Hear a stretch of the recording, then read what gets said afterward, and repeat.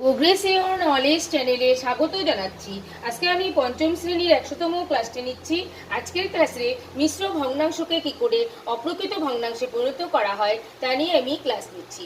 তো পরীক্ষাতে এই দুভাবে আসে যে সরাসরি বলা হয় মিশ্র ভগ্নাংশকে অপ্রকৃত ভগ্নাংশে পরিণত করো, সেক্ষেত্রে এরকম করে তুলে দেওয়া থাকে প্রশ্নটা। আবার অনেক সময় এরকম শূন্যস্থান আকারে পূরণ করে আমরা অপ্রকৃত ভগ্নাংশে পরিণত করব। তো দুভাবেই পরীক্ষায় আসে, তাই আমি দুভাবেই তুলে নিয়েছি।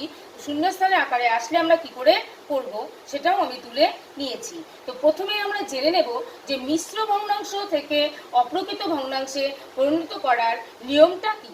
তো মিশ্র ভগ্নাংশ হচ্ছে একটি এমন ভগ্নাংশ যার একটি পূর্ণ সংখ্যা থাকবে এবং লব এবং হর থাকবে।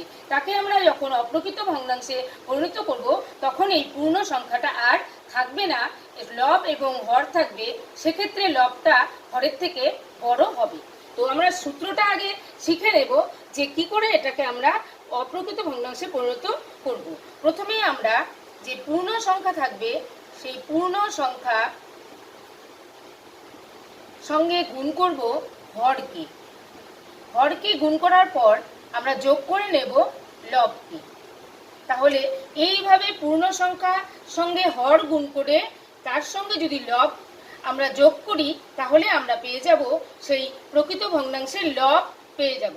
হর হবে এই মিশ্র ভগ্নাংশে যে হর দেওয়া থাকবে সেটাই হয়ে যাবে হর। তাহলে পূর্ণ সংখ্যা গুণ হর যোগ লব, এটা হচ্ছে অপ্রকৃত ভগ্নাংশের লব, আর হচ্ছে নিচে যে হরটা দেওয়া থাকবে সেটাই বসবে। তাহলে এইভাবে আমরা সেম এই নিয়মে আমরা এই শূন্যস্থানগুলোকে পূরণ করে নেব।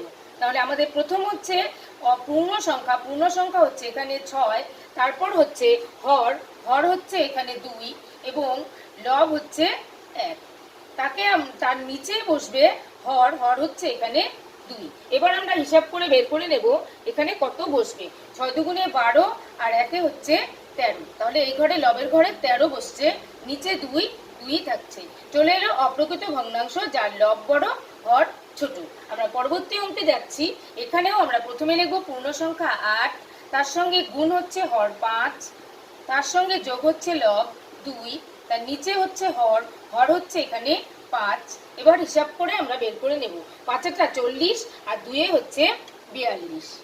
লব হচ্ছে 42, হর হচ্ছে 5। চলে এলো অপ্রকৃত একটা ভগ্নাংশে। এবার আমরা চলে যাচ্ছি যে এই প্রশ্নের অঙ্কটি, এখানে যে অঙ্কটা দেওয়া আছে যেখানে কোনো শূন্যস্থান করে দেওয়া নেই। তো এই অঙ্কগুলোকে আমরা এই প্রসেসেও করতে পারি, আবার সরাসরি আমরা করতে পারি, মুখে মুখে গুণ করেও হিসাব করে বের করে নিতে পারি। যেমন 3 7 21, 21 আর 5 যোগ করলে আমরা পেয়ে যাচ্ছি উপরে হচ্ছে 26, নিচে হচ্ছে 7।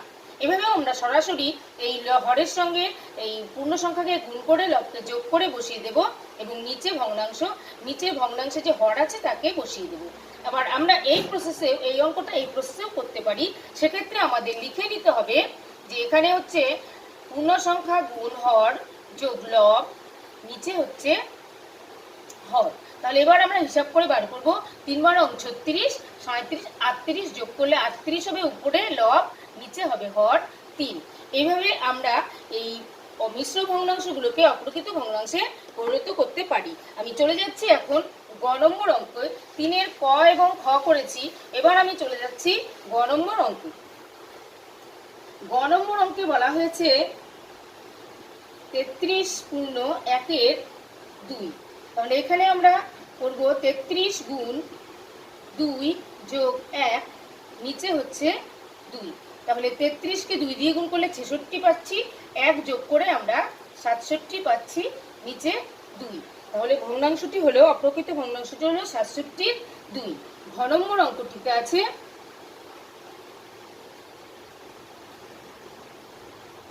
3 সমস্ত, অর্থাৎ 3 পূর্ণ 1 33। তাহলে এখানে আমরা পূর্ণ সংখ্যা 3 গুণ হর 33 যোগ লব 1, নিচে হচ্ছে 33। তাহলে উপরে আমরা এখানে পাচ্ছি 3 33 99 আর 1 হচ্ছে 100।